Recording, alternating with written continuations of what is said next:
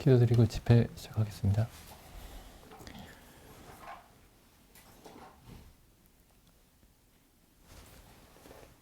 하나님 아버지 감사드립니다. 저 오늘 또 이렇게 하나님의 말씀을 저희가 들을 수 있다는 사실에 참으로 감사를 드립니다.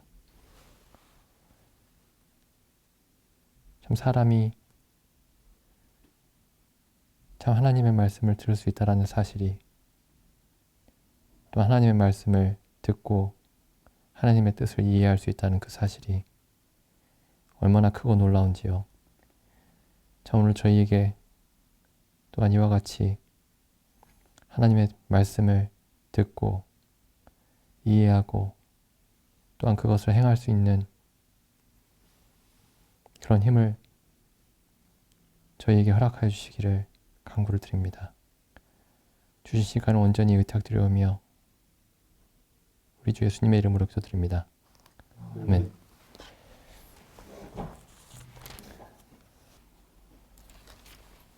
지난 시간에 그 여호수아서 10장을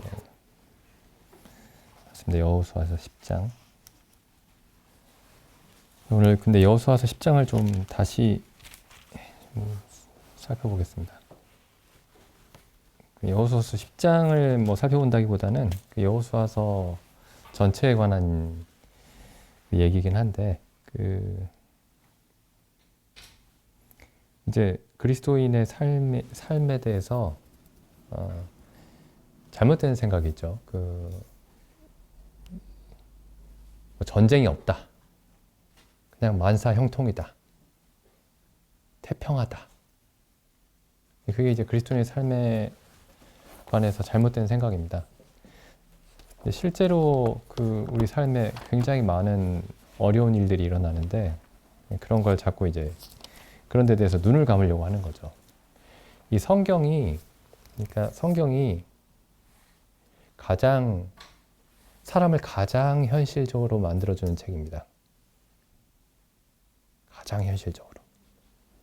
그 현실에 있는 모든 것들을 있는 그대로 보게 해주는 책이 성경입니다. 반대로 이제 우리가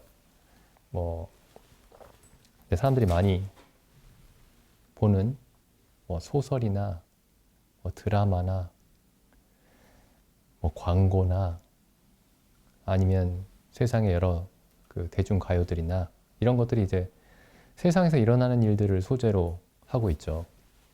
그래서 세상에서 일어나는 일들이 이렇다. 세상을 사는 사람들이 이렇게 살고 있다. 이런 마음으로 살고 있다.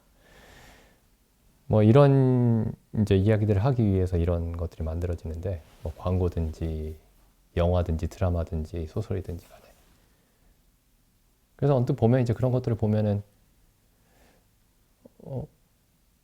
사실적인 것 같아요. 사실적인 것 같습니다. 그런데 굉장히 교묘하게 사실적이지가 않습니다. 다 거짓이에요. 환상적입니다. 예를 들면 이런 겁니다. 사람들을 최소한의 어떤 도덕적인 존재로 그립니다. 도덕성을 가진 존재로, 어떤 양심을 가진 존재로.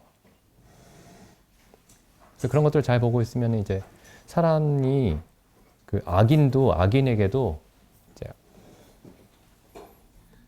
최소한의 어떤 선함이 있는 것처럼 그렇게 그려냅니다. 실제로는 그렇지 않죠.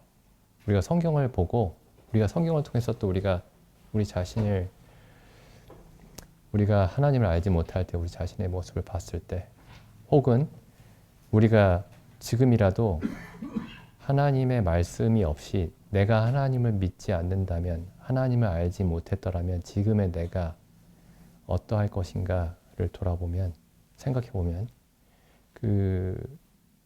세상의 여러 가지 영화나 드라마나 소설 같은 것들이 사람의 삶에 대해서 묘사하는 것들 그런 것들이 이제 굉장히 현실적이지 굉장히 비현실적이라는 걸 알 수 있습니다. 근데 반면에 성경은 굉장히 굉장히 현실적이죠. 그래서 하나님을 믿는다라는 것이 보이지 하나님을 믿는다라는 것이 좀 비현실적인 세계에서 사는 사람들이 하는 게 아닙니다. 이 성경에 하나님을 믿는다는 것은 너무나도 현실적인 그런 세상에 발을 딛고 산다는 것을 뜻합니다. 예레미야서 말씀을 보시면은 예레미야서 먼저 6장을 보시죠. 6장 9절부터 읽어보겠습니다. 6장 9절부터.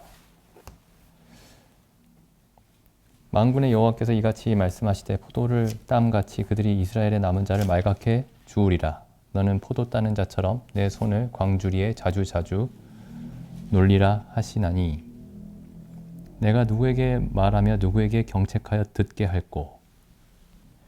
그 귀가 할례를 받지 못하였으므로 듣지 못하는도다. 지금 이스라엘 백성의 전체적인 상태를 타락한 상태에 대해서 말씀하고 있습니다. 보라, 여호와의 말씀을 그들이 자기에게 욕으로 여기고 이를 즐겨 아니하니. 여호와의 말씀을 자기에게 욕으로, 하나님이 자신들에게 욕하는 것으로 들린다는 거죠. 즐겁게 듣지 아니하나니. 11절. 그러므로 여호와의 분노가 내게 가득하여 참기 어렵도다. 그것을 거리에 있는 아이들과 모인 청년들에게 부으리니. 그러니까 여호와의 분노를 부으리니. 지아비와 지어미와 노인과 늙은이가 다 잡히리로다. 그래서 이스라엘 백성들이 하나님의 말씀을 있는 그대로 듣지 않고 그것들을 듣기 싫어하니까 이제 하나님의 진노가 온 이스라엘 백성에게 쏟아질 것이다. 이렇게 예언을 하고 있죠. 이 12절. 여호와께서 말씀하시되 내가 그 땅 거민에게 내 손을 펼 것인즉 그들의 집과 땅과 아내가 타인의 소유가 되리니.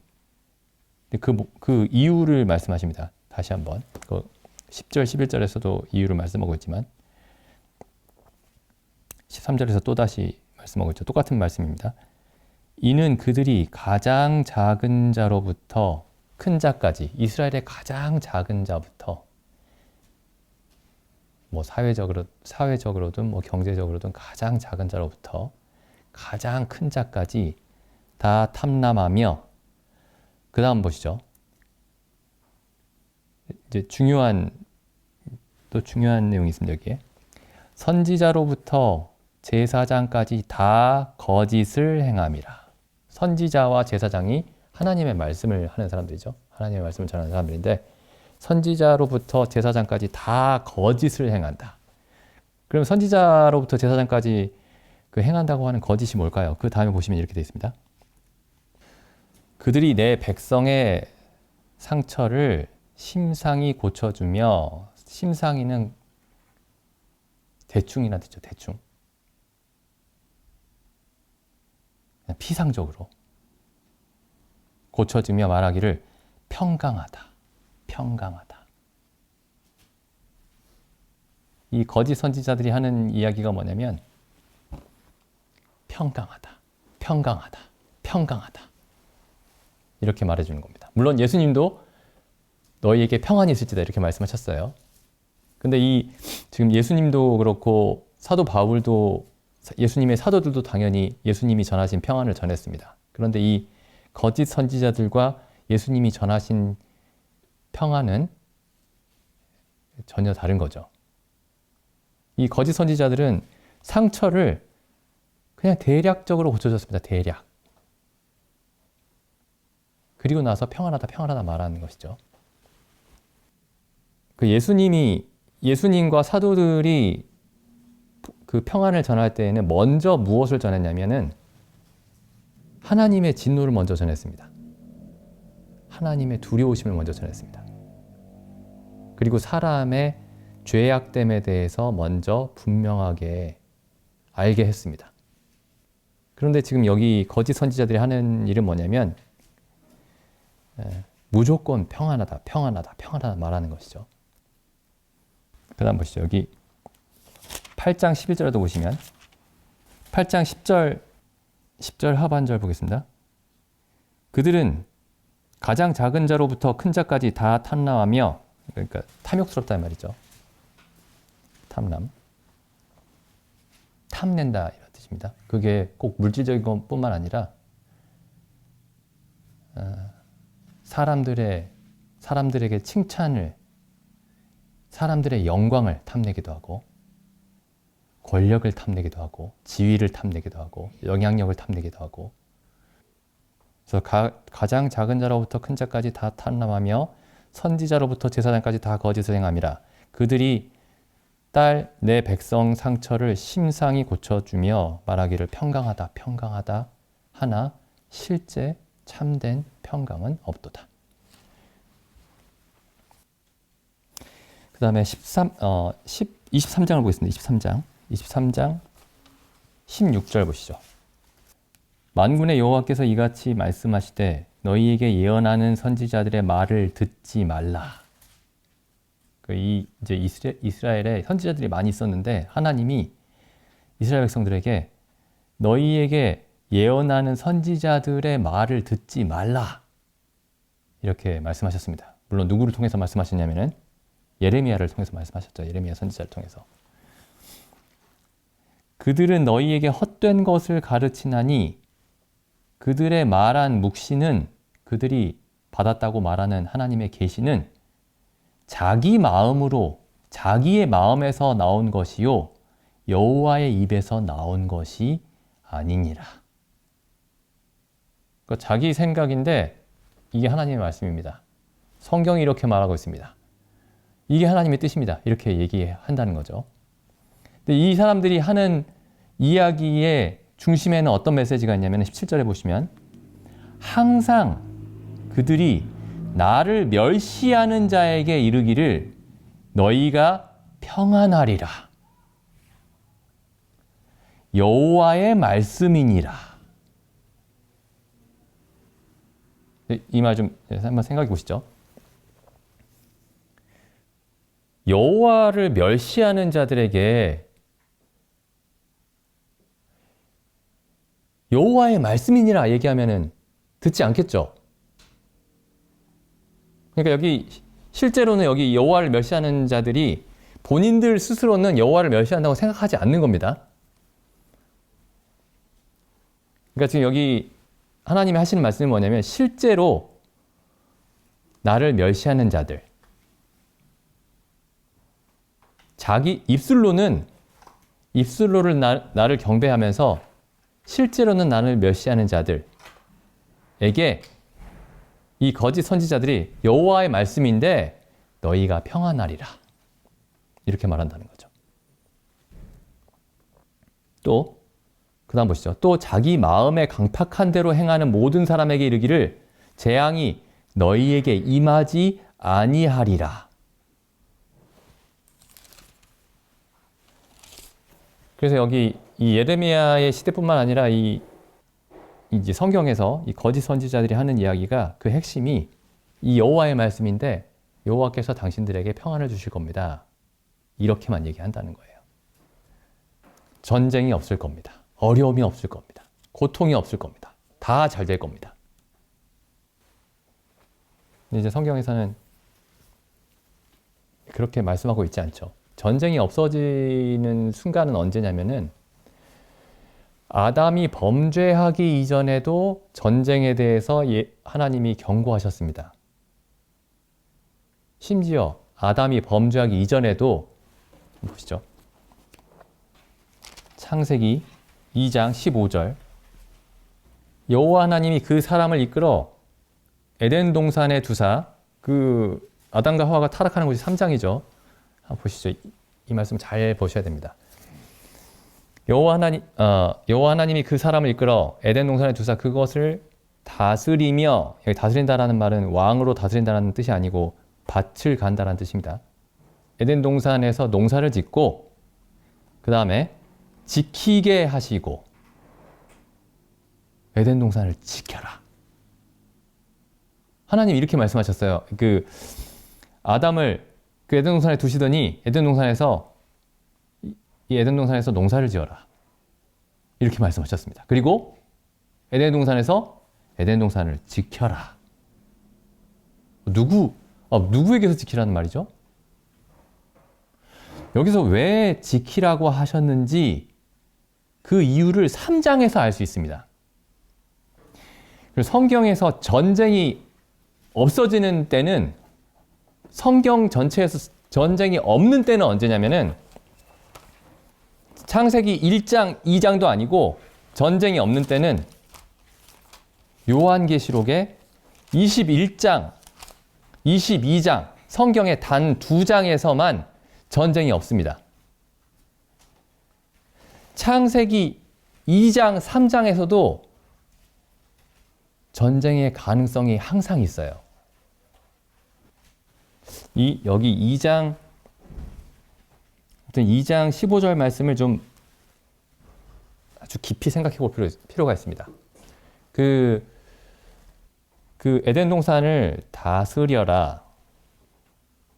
이 밭을 갈다라고 말씀드렸죠. 밭을 가는 겁니다. 다스린다란 말이.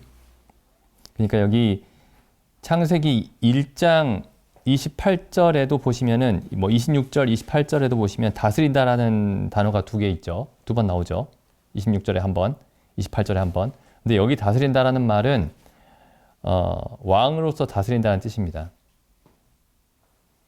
근데 여기 2장 15절에서 다스린다라는 말은 밭을 간다, 토양을 다스린다 이런 뜻입니다. 그러니까 글자는 같은데 의미가 다른 거예요. 우리말로는 글자가 같은데 영어를 보거나 아마 그 이후에 나오는 이 개혁한글판 이후에 나온 다른 우리말 번역에는 이게 번역이 다르게 되어 있는 곳이 있을 겁니다. 그래서 좀 이상한 상황이에요, 이게. 이게 타락 이전에도 노동이 있었구나. 그리고 타락 이전에도 누군가가 공격할 것을 대비해서 지켜야 하는 그런 삶이 있었구나. 그러니까 요한복음에서 예수님이 다 이루었다라는 그 말씀을, 요한복음에서 십자가에서 예수님이 다 이뤘다고 말씀하셨죠. 그 다 이루었다라는 말씀을 더 이상 이제 수고도 없고 어려움도 없고 전쟁도 없고 다 이루었으니까 이제 그렇게 생각하시면 안 됩니다. 그건 사실 전혀 맞지 않는 얘기예요. 그냥 신약 성경을 조금만 읽어봐도 그런 상황이 아니라는 걸 알 수 있습니다. 그 사도 바울이, 예를 들어 사도 바울의 삶을 보시죠. 어려움이 없었는지, 시험이 없었는지, 단순히 예수님을 믿지 않는 사람들, 예수님을 믿지 않는 이방인들에 의해서 핍박을 받고 육체적인 고난을 당하고 그런 일만 있었던 게 아닙니다. 보시면 아시겠지만은 고린도 교회, 갈라디아 여러 교회들, 소아시아에 있는 수많은 교회들에서 그 교회들 안에서 굉장히 많은 문제들이 있었습니다.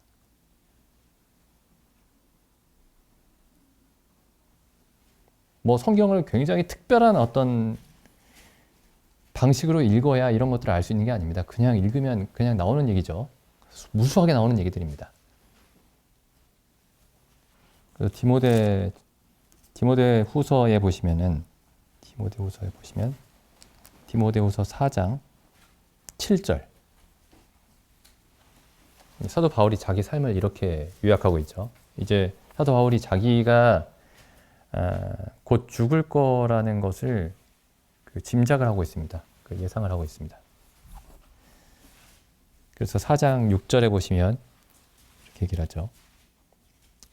사도 바울이 디모데에게 관제와 같이 벌써 내가 부음이 되고, 관제는 이제 포도주로 붓는 제사입니다. 제물 위에 포도주를 부어서 드리는 제사. 그러니까 자기가 다 부어졌다는 뜻이죠. 그리고 나의 떠날 기약이 가까웠도다. 7절 내가 선한 싸움을 싸우고 나의 달려갈 길을 마치고 믿음을 지켰으니 여기 보시면 자기 삶을 선한 싸움이 계속되어 왔던 것으로 이해하고 있습니다. 자기의 삶을 선한 싸움으로 이해하고 있고 그 다음에 자기 삶을 달리기, 다름질하는 것으로 이해하고 있습니다. 그래서 이제 마지막에 이렇게 얘기하죠. 8절에 이제 후로는 나를 위하여 의의 면류관이 예비되었으므로 주 곧 의로우신 재판장이 그날에 내게 주실 것이니 내게만 아니라 주의 나타나심을 사모하는 모든 자에게니라. 여기 7절, 지금 7절, 8절에서 사도 바울이 지금 떠올리고 있는 어떤 그림은 뭐냐면은 이때 당시에 이제 뭐 레슬링 같은 거 있죠. 레슬링. 그리스 로마에서 행해졌던 스포츠 중에 레슬링이 있죠. 그 다음에 달리기가 있죠. 올림픽 떠올려 보시면 아실 겁니다. 그리스의 올림픽. 그리고 마지막에 승자에게 면류관을 주죠. 그래서 사도 바울이 이때 당시에 이제 흔히 볼 수 있었던 그 경기장에서 흔히 볼 수 있었던 그런 것들을 가지고 지금 그리스도인의 삶을 비유로 이제 말씀하고 있는 겁니다.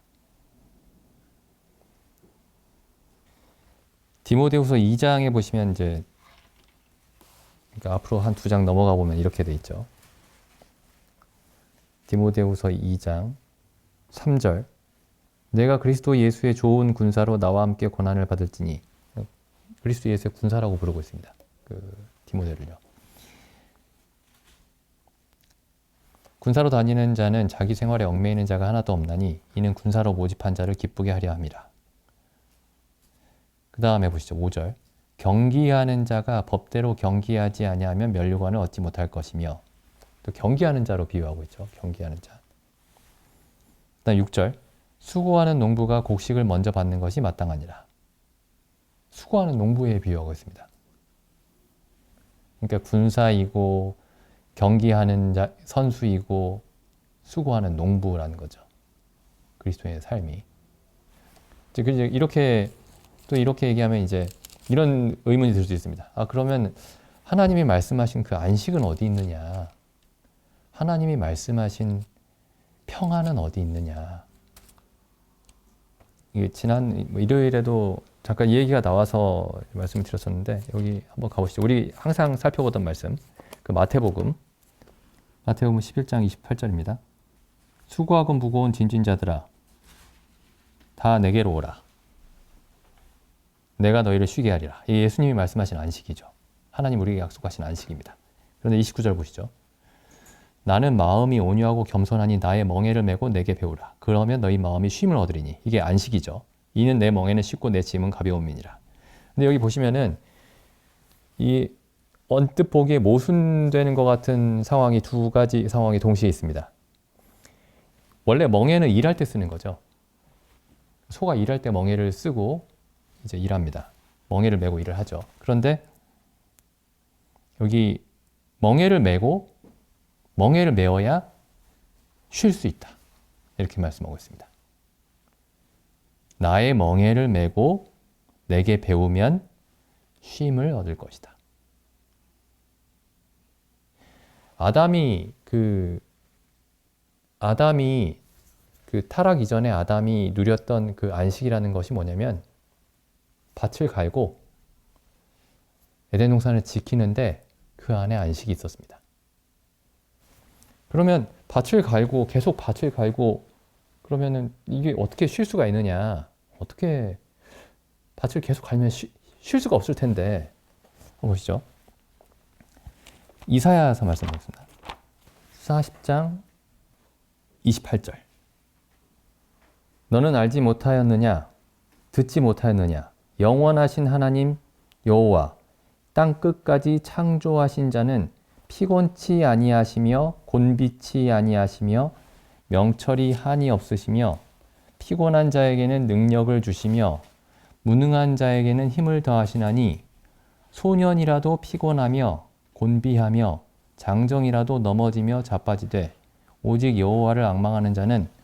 새의 힘을 얻으리니 독수리의 날개치며 올라감 같을 것이요 다른 박질하여도 곤비치 아니하겠고 걸어가도 피곤치 아니하리라. 자, 여기 잘 보시면은 여호와를 앙망하는 자는 곤비치 아니하고 피곤치 아니하다 이렇게 돼 있죠. 31절에. 28절에 보시면은 여호와는 곤비치 아니하시고 피곤치 아니하시다 이렇게 돼 있죠. 여호와는 영원토록 곤비치 아니하시고 피곤치 아니하시는데 여호와를 묘사하는 이 말들로 여호와를 앙망하는 자, 앙망한다라는 말이 기다린다는 뜻입니다. 기다린다. 여호와를 바라본다. 그러니까 천사들이 여호와 하나님 앞에 서 있죠. 하나님의 명령을 기다리면서 그런 이 앙망한다라는 말이 그런 뜻입니다. 여기 잘 보시면은 31절에 보시면 다른 박질하는데 곤비치 않고 걸어가도 피곤치 않다. 다른 박질하고 걸어간다라는 것은 계속 일한다는 뜻이죠. 계속 일하는 사람이 피곤하지 않고 곤비하지 않다. 그럼 여기 31절에서 끊임없이 움직이는 모습이 보이는데 동시에 완벽한 쉼이 보입니다. 예수님이 이 땅에 계실 때 계속 일하셨어요. 그게 이제 사복음서를 읽어보면 나오는데 특히 마가복음에 보면 아주 특징적으로 잘 나타나고 있습니다. 마가복음에 보시면 예수님이 끊임없이 일하는 모습이 나옵니다. 그 마가복음. 물론 이제 마태복음에도 나오고 누가복음에도 나오고 요한복음에도 나오지만은 마가복음이 굉장히 빠른 속도로 예수님이 하신 일들만 굉장히 빠른 속도로 기록하고 있습니다. 그래서 이제 마가복음에서 자주 등장하는 단어가 하나 있는데 이게 곧이란 단어예요. 곧. 그 마태, 누가, 요한복음에는 잘 나오지 않는 단어입니다. 마가복음 1장에 보시면 1장 10절에 곧 물에서 올라오실세, 12절에 성령이 곧 예수를 광야로 몰아내신지라. 그리고 1장 20절에 보시면 곧 부르시니, 21절에 보시면 예수께서 곧 안식일에 회당에 들어가 가르치심에. 그래서 이제 이 마가복음은 예수님이 계속 끊임없이 일하시는 그런 모습들을 기록하고 있습니다. 그래서 우리 삶을 우리가 하나님이 예수 그리스도 안에서 우리에게 평안을 주시고 안식을 주셨는데 그 안식과 평안이 어떤 것인가? 안식과 평안이 어떤 것인가에 대해서 우리가 왜곡된 잘못된 생각을 가지면 안 될 것 같습니다. 에베소서 요즘에 이제 계속 이 말씀을 읽고 있는 것 같은데 그래도 다시 한번 읽어보죠. 그 에베소서 보시면은 6장 10절입니다. 종말로 너희가 주 안에서와 그 힘의 능력으로 강건하여지고 마귀의 괴계를 능히 대적하기 위하여 하나님의 전신갑주를 입으라. 우리의 씨름은 혈과 육에 대한 것이 아니요 정사와 권세와 이 어두움의 세상 주관자들과 하늘에 있는 악의 영들에게 대함이라. 이게 그리스도인의 삶입니다. 우리에게 혹시 그리스도인의 삶에 대해서 어떤 다른 그림이 있었다 할지라도 성경하고 맞춰야죠. 성경하고 맞춰야 됩니다. 근데 여기 지금 이 전쟁에 대해서, 이 전투에 대해서 말씀하시기 전에 에베소서 1장 19절 보겠습니다. 그래서 하나님은 우리에게 베푸신 능력에 대해서 먼저 얘기를 합니다. 하나님이 우리에게 베푸신 능력, 하나님이 우리에게 행하신 일에 대해서 먼저 얘기합니다. 그러니까 어떤 사람들은 굉장히 이 에베소서 6장 10절 이후의 말씀들을 굉장히 좋아합니다. 어떤 사람들은. 그래서 계속 이 얘기만 해요. 그래서 마치 잘못하면은 전쟁에서 패할 것처럼. 그래서 항상 긴장하면서 항상 조마조마하면서 그렇게 살아야 될 것처럼. 이것도 조심하고 저것도 조심하고 이것도 조심하고 저것도 조심하고 이렇게 살아야 될 것처럼. 그런데 지금 여기 사도 바울이 이 에베소서 6장 10절, 11절, 12절에서 얘기하는 이 전쟁, 이 전투의 상황을 이야기하기 전에 무엇을 먼저 말씀하고 있냐면 하나님이 우리에게 베푸신 능력에 대해서 먼저 말씀합니다. 한번 읽어보시죠. 그 에베소서 1장 19절. 그 힘의 강력을 하나님의 힘의 강력으로 역사하심을 따라 믿는 우리에게 베푸신 능력에 지극히 크심이, 그러니까 하나님 우리에게 베푸신 능력이 지극히 크시다. 얼마나 크냐면 하나님의 능력만큼 크죠. 하나님의 능력만큼. 지극히 크심이 어떠한 것을 너희로 알게 하시기를 구하노라. 그 능력이 그리스도 안에서 역사하사 죽은 자들 가운데서 다시 살리시고, 제가 전에 말씀드렸죠. 죽음보다 강한 힘은 없습니다. 하나님 외에. 사망이 모든 것을 다스리고 있다라고 말하고 있죠. 로마서 5장에 보면 그렇게 돼 있죠. 로마서 5장에. 잠깐 가볼까요? 로마서 5장에 가보시면 12절에 이러므로 한 사람으로 말미암아 죄가 세상에 들어오고 죄로 말미암아 사망했나니 이와 같이 모든 사람이 죄를 지었으므로 사망이 모든 사람에게 이르렀느니라. 그래서 아담이 범죄함으로 인해서 가장 큰 문제가, 모든 사람에게 닥친 가장 큰 문제가 사망이라고 사도 바울이 얘기를 하고 있습니다.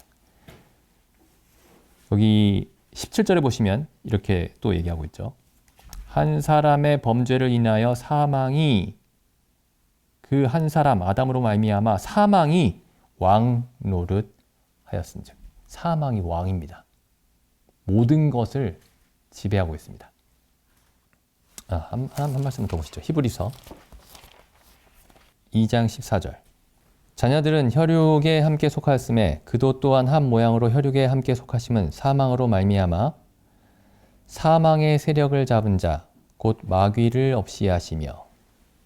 마귀가 세상을 다스릴 수 있는 이유가 뭐냐면 마귀가 사망의 세력을 잡고 있기 때문입니다.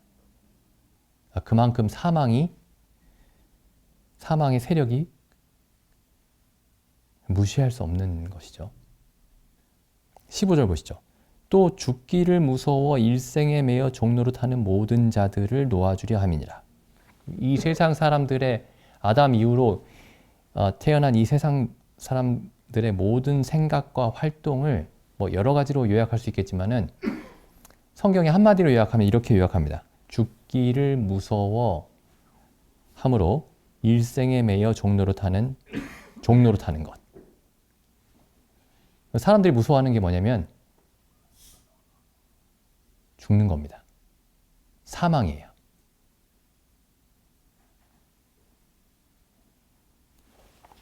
그래서 사망이, 요한계시록 마지막을 보겠습니다. 요한계시록 한 것도 보시면은, 요한계시록 19장에 보시면은 이제 예수님이 재림하시는 그 장면이 나옵니다. 그래서 19장 11절에 예수님이 이제 백마를 타고 내려오시죠. 그리고 나서 세상에 큰 전쟁이 있습니다. 그래서 예수님을, 그리스도를 믿지 않던 모든 사람들이 죽임을 당합니다. 그래서 19장 큰 사륙이 일어나죠. 엄청나게 큰 사륙이 일어납니다. 19장 18절에 보시면은 이렇게 돼 있죠. 왕들의 고기와 장군들의 고기와 장사들의 고기와 말들을 탄 그 탄자들의 고기와 자유한 자들이나 종들이나 물은 대소하고 모든 자의 고기를 먹어라. 그러니까 엄청나게 많은 사람들이 사륙을 당합니다. 그리고 19절에 보시면은 일단 왕들이 다 죽죠. 세상의 모든 왕들이 다 죽고, 그 다음 19절에 또 내가 봄에 그 짐승과, 여기 짐승은 적그리스도죠.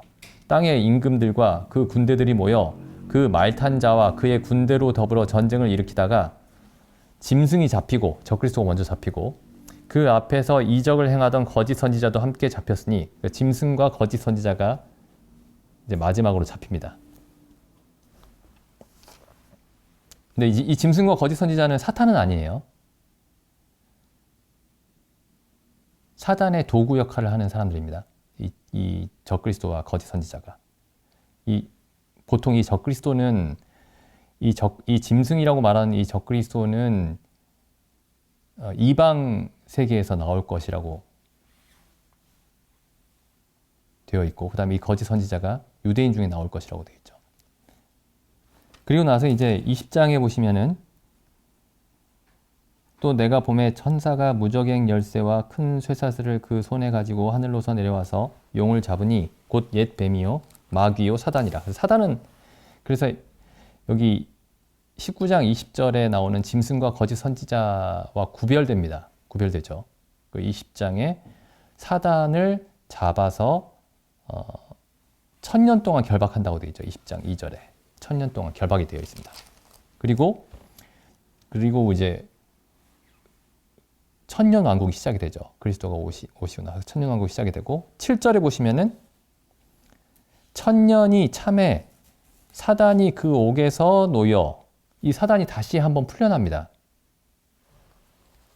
그러니까 짐승과 거짓 선지자는 이미 불못에 들어가 있죠. 19장 20절에 이렇게 돼 있죠. 이 19장 20절 다시 보시면 이 둘이 산채로 유황불 붙는 못에 던지우고, 이게 불못입니다. 유황불이 타는 불못. 그리고 사단은 아직 살아 있습니다. 1000년이나 그 이후로 1000년 동안이나 살아 있습니다. 그러다가 20장 7절 보시죠. 천년이 참에 사단이 그 옥에서 놓여 나와서 땅의 사방 백성 곡과 마곡을 미혹하고 모아 싸움을 붙이리니 그 수가 바다 모래 같으리라.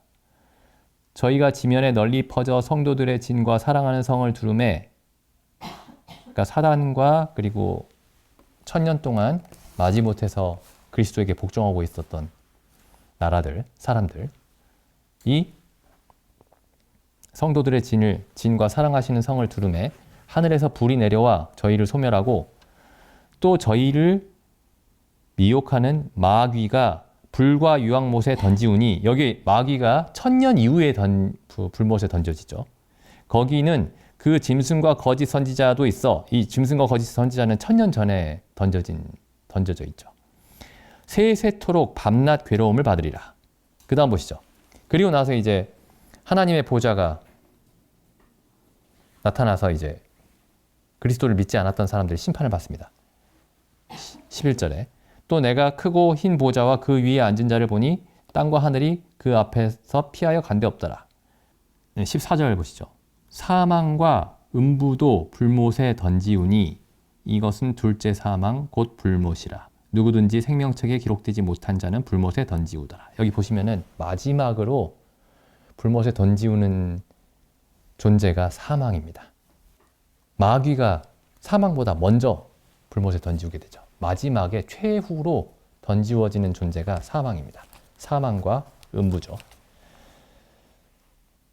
그러니까 이 성경에서 사망의 크기, 사망의 권세의 어떤 크기를 어느 정도로 얘기하고 있는지를 우리가 이해할 필요가 있습니다.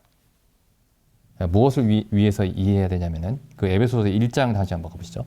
에베소서 1장 20절. 그 능력이 그리스도 안에서 역사하사 죽은 자들 가운데서 다시 살리시고, 그리스도가 죽음을 이기고 살아나셨다라는 이 사실이 굉장히 놀라운 사실입니다. 단 한 번도 누구도 생각할 수 없는 사실이에요. 사망의 크기를 생각할 때, 사망 권세의 크기를 생각할 때. 그 다음 보시죠. 그 능력이 그리스도 안에서 역사하사 죽은 자들 가운데서 다시 살리시고 하늘에서 자기의 하나님의 오른편에 앉히사, 하나님의 오른편이라는 말은 하나님의 모든 권능을 뜻합니다. 하나님의 모든 권능을 가지고 계시고 예수 그리스도가. 그다음 모든 정사와 권세와 능력과 주관하는 자와, 이게 천사들의 이름이죠. 모든 정사와 권세와 능력과 주관하는 자와 이 세상뿐 아니라 오는 세상을 일컫는 모든 이름 위에 뛰어나게 하시고, 그러니까 훨씬 더 위에 앉아 계신다는 뜻이죠. 또 만물을 그 발 아래 복종하게 하시고, 그를 만물 위의 교회의 머리로 주셨느니라. 그럼 여기 이 천사들 이름이 에베소서 6장에 다시 나오죠. 에베소서 6장 12절에 보시면 우리의 씨름은 혈과 육에 대한 것이 아니요 정사와 권세와 이 어두움의 세상 주관자들과 하늘에 있는 악의 영들에게 대함이라. 지금 여기 정사와 권세와 이런 천사들 이름이 있죠. 정사와 권세만 여기서는 얘기를 했는데 그 에베소서 1장 21절에 나오는 이 천사들 이름이 다 포함이 된 겁니다. 거기에 1장 21절에 정사와 권세와 능력과 주관하는 자와 이 세상뿐 아니라 오는 세상에 일컫는 모든 이름 위에 뛰어나게 하시고. 그래서 여기 이 에베소서 6장에서 우리가 정사와 권세와 이 어두움의 세상 주관자들과 하늘에 있는 악의 영들과 씨름을 벌이고 있는데, 싸움하고 있는데, 전쟁하고 있는데 같은 조건에서 전쟁하는 게 아닙니다. 그러니까 누가 질지 모르고 누가 이길지 모르는 막상막하의 상황에서 그런 전쟁하는 게 아닙니다. 왜냐하면 그리스도가 죽은 자 가운데서 다시 살아나셔서 하나님 우편에 앉아 계시고 모든 정사와 권세와 주관자와 모든 공중의 악한 영들 위에 다스리고 계시기 때문이죠. 22절에 보시면 또 만물을 그 발 아래 복종하게 하시고 그가 그리스도죠. 그리스도를 만물 위에 교회의 머리로 주셨느니라. 이 그리스도가 우리의 머리가 되셨습니다. 머리라는 말은 머리와 몸이 하나죠. 머리와 몸이 하나입니다. 그리스도에 속한 모든 것이 그 몸에 속한 것입니다. 머리의 모든 것이 몸에게 속한 겁니다. 에베소서 5장 28절 보시면 이와 같이 남편들도 자기 아내 사랑하기를 제 몸같이 할지니, 남편과 아내의 관계에 대해서 말씀하고 있죠. 남편이 아내를 사랑하기를 자기 몸처럼 할지니 자기 아내를 사랑하는 자는 자기를 사랑하는 것이라. 누구든지 언제든지 자기 육체를 미워하지 않고 오직 양육하여 보호하기를. 그러니까 이 남편과 아내와의 관계가 무엇의 그림자냐면 그리스도와 교회의 그림자입니다. 그리스도께서 교회를 보양함과 같이 하나니 우리는 그 몸의 지체임이라. 다른 성경에는 이렇게 되어 있어요. 우리는 그의 뼈 중에 뼈요 살 중에 살이다. 창세기 2장에 나오는 아담이 하와에게 했던 그 말을 그대로 여기 사용하고 있습니다. 31절 이러므로 사람이 부모를 떠나 그 아내와 합하여 그 둘이 한 육체가 될지니. 그래서 그리스도와 32절 이 비밀이 크도다. 내가 그리스도와 교회에 대하여 말하노라. 그리스도와 교회가 한 몸이라는 거죠. 그래서 분명히 이제 전쟁 상황인데 그리스도가 만물 위에 계셔서 우리가 그리스도의 그 몸과 지체가 되어서 일어나는 상황입니다. 근데 분명히 그런 상황이긴 해요. 그래서 이 하나님이 아담에게 하신 말씀이 그대로 우리에게 적용이 됩니다. 아담을 에덴 동산에 두시고 동산을 다스리며 지키게 하셨다. 라는 그 말씀이 우리에게 그대로 적용이 됩니다. 그래서 그 여호수아서의 상황도 마찬가지죠. 여호수아서의 상황도 우리가 그 이스라엘 백성이 이 가나안 땅 전투에서 이길 수도 있고 질 수도 있는 그런 상황이 아닙니다. 하나님이 가나안 땅을 이스라엘 백성에게 주시겠다고 약속하셨습니다. 언제부터 약속하셨냐면은 아브라함, 이삭, 야곱 때부터 하나님이 맹세하시며 약속하셨습니다. 그러니까 지금 여리고서 가나안 땅의 전투가 무슨 막상막하의 상황에서 이스라엘 백성과 가나안 그 족속들이 벌이는 전투가 아닙니다. 그렇지만 전투는 전투예요. 그래서 이제 여호수아서 1장을 한번 가보겠습니다. 이제 그럼 이제 그 여호수아 이스라엘 백성이 가나안 땅에서 벌이는 전투의 그 대상이 가나안 족속들이죠. 가나안 족속들입니다. 가나안의 여러 족속들이 들과 싸우는 겁니다. 마찬가지로 우리가 지금 신약 성경에서 우리가 싸우는 원수가 공중에 있는 악의 영들이라고 되어 있죠. 정사와 권세와 이 세상의 중한 자들과 공중에 있는 악의 영들. 근데 여기 이제 그 싸우는 방법이 좀 특이합니다. 여기 보시면은 보통은 이제 전쟁 상황에서 보통은 어떻게 싸워야 되냐면은 그 적을 자세히 관찰해야 되죠. 그러니까 모든 관심이 적들에게 있어야 됩니다. 근데 여기 여호수아서 1장을 보시면 이 전쟁이 굉장히 특이한 전쟁인데 어떻게 전쟁을 해야 되냐면은 먼저 1장 2절부터 읽어보겠습니다. 2절부터. 내 종 모세가 죽었으니 이제 너는 이 모든 백성으로 더불어 일어나 이 요단을 건너 내가 그들 곧 이스라엘 자손에게 주는 땅으로 가라.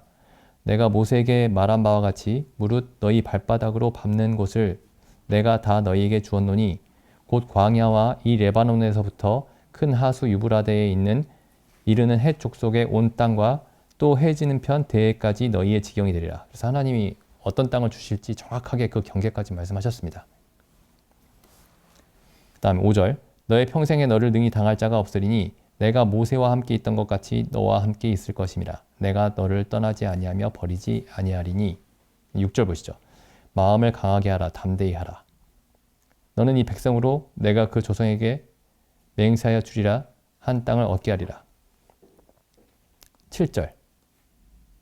오직 너는 마음을 강하게 하고 극히 담대히 하여. 그래서 이 여호수아가 주시해야 되는 게 뭐냐면